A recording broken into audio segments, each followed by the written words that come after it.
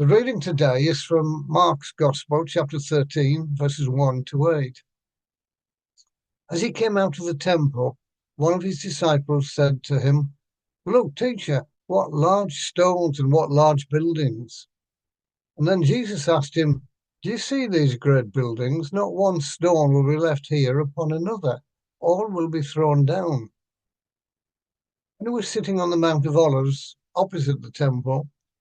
Peter, James, John, and Andrew asked him privately, "Tell us, when will this be? And what will be the sign that all these things are about to be accomplished?"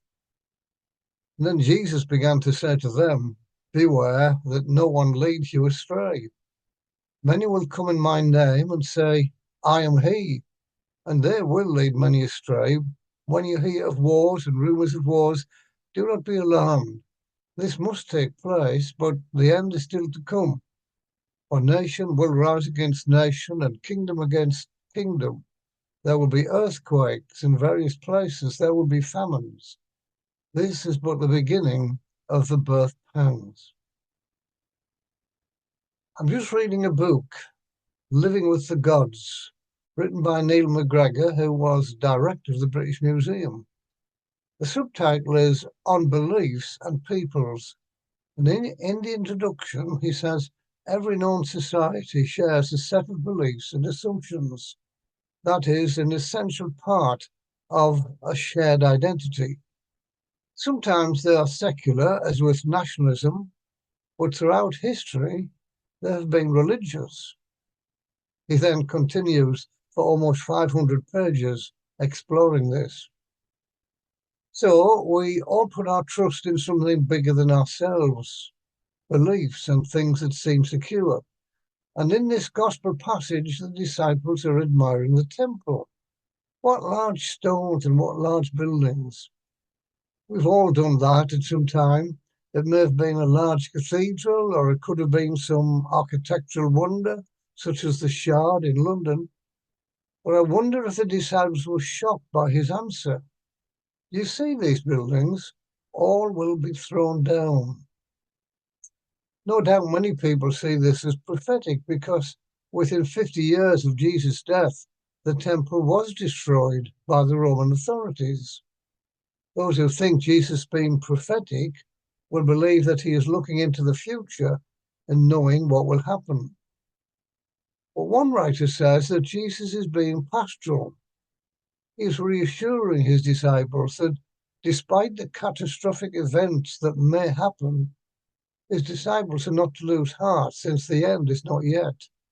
It is a message for then and for now. In our lifetimes, we face many changes. Sometimes they threaten us, and our beliefs and assumptions can be challenged by changes at work, failures to achieve what we hoped for, relationship breakdowns, and health scares, to name just a few. Each of these conditions may once have seemed as secure as the stones that made up the temple, and then we found otherwise. Our lives can bring challenges that are traumatic. In this gospel reading, I do find the last sentence puzzling. This is the beginning of the birth pangs. What have birth pangs got to do with the situation? Sadly, these few words are not discussed or explained in commentaries.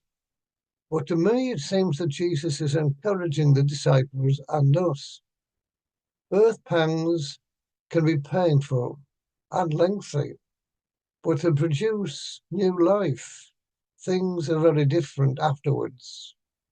And I believe that Jesus is saying that when we face disaster or our trust is broken, it need not be the end. He wants us to believe in something more. I'm told that Spain used to have a coin with a map of the world as it was known then before Columbus. It had the words "Nut plus ultra, no more beyond" around the map. And then when Columbus made his discoveries, they had to obliterate the "nut" so that it said "more beyond." Our human certainties can be shattered, but while we live, There's always the possibility of a new start. The pain of some loss can be terrible and almost destructive, but I believe Christ will help us to find there is more beyond. God bless you.